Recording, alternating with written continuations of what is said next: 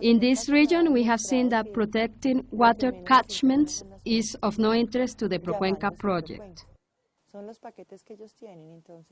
The technological packages are defined by them. In our case, we had to plant cypress pine, eucalyptus, and patula pine trees.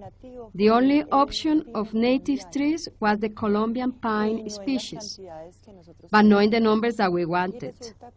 For every 2,000 trees we planted, only 200 were Colombian pine.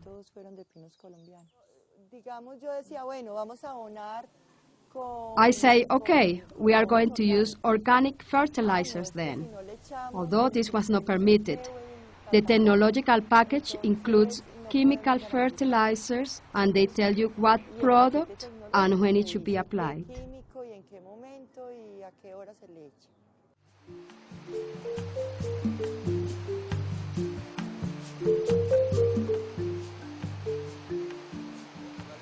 The no-good tree is a species which in my opinion signifies 36 years of loss for a farm, because it's 18 years before the tree can be harvested, and then 18 years more to recover the land again. The growth of the no-good tree absorbs all the water and dries out the soil, and doesn't let other vegetation to grow. I've always said that the peasant farmers are offered poisonous snakes in wrapping paper. In other words, the contracts always include a larger print and a fine print, and the peasants don't know how to read the fine print, which is where the poison is. In Colombia, the peasant farmers are always being deceived.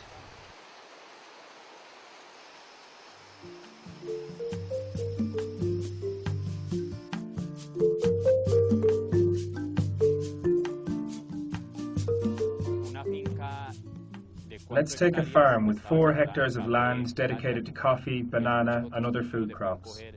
If these crops are replaced by nogal trees, within 4 years of planting, these trees will have occupied the whole area. There's no space to grow beans or maize. The tree cover doesn't permit any other crops to be grown. Hence, the farms end up being practically mortgaged. In order to pay, the only option is to sell the land, and so we're left with nothing. In the future, our food security is going to suffer, especially since the peasant farmers have traditionally been the ones who produce maize and beans in this region. Large producers aren't interested in maize because it's not a business to them. For them, a business is coffee monoculture.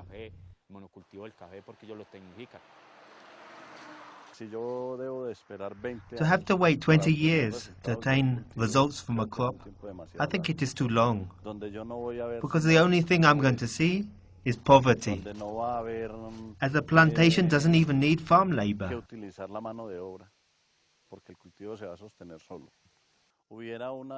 If only there was an organization that supported organic production, that could help us to be self-sufficient and market our goods in the local city, it would be a great benefit for us, because we will be consuming healthy food and without so many costs.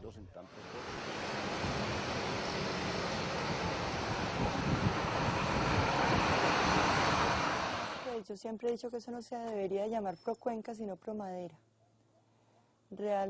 I always say that this Procuenca project should be better named Pro Timber. I have never seen a real commitment to the river catchment. Of this, I can assure you, based on what happened to our own water source, which was converted into a forest plantation due to Procuenca.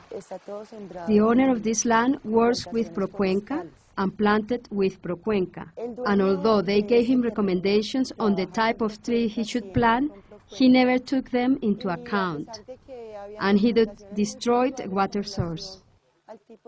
The local community had to take its own stand to defend the catchment. We walked up the river bank and pulled out all the pine trees lying within 15 meters of the river, and then we fenced off the area for protection. 15 metros al lado y lado del cauce, arrancamos todos los pinos que encontramos y cercamos. When they say they are going to reforest an area, they are lying. They are not reforesting, they are cultivating a species that doesn't belong to us, to the conditions of our ecosystems. And it creates severe impacts on water resources, soil fertility, and especially to biodiversity.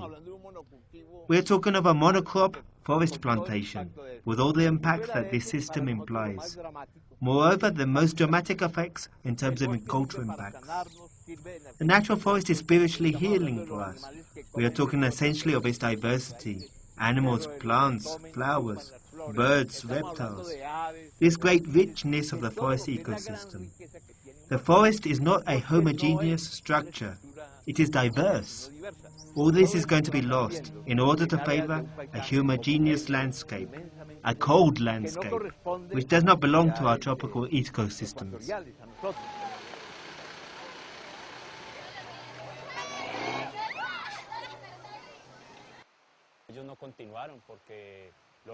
The project didn't continue here because the funds ran out. The employees they sent to do training and to hand out seeds never returned. Hence, the program had no economic impact in this area. The local people are totally confused. They go and sign the papers, and later I ask them, "How much have you received?" And they reply, "Nothing." I ask them again, "Did you sign the papers?"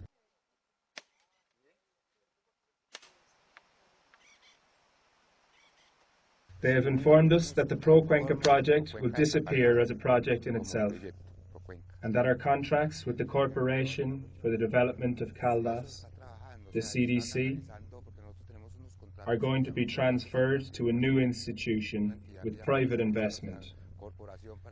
The entity will disappear, and they'll create another. It's going to be a private entity, a society of investors. I'm going to be a co-investor.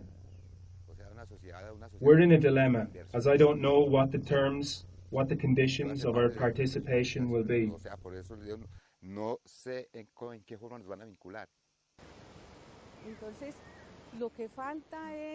Communities should understand what is really being hidden behind these contracts, which only serve to destroy biodiversity and the equilibrium of our ecosystems.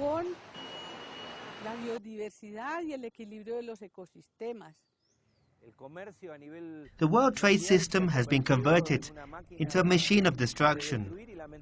And unfortunately, in this last decade, we have seen its greed extended to the scope of biodiversity, to control seeds, food supplies, and agriculture, and to convert the environment into merchandise. Carbon credits are being negotiated, being bought and sold on the stock exchange. Meanwhile, the companies continue polluting. And here, in the name of ecology, they implement monocrop forest plantations. It's terrible.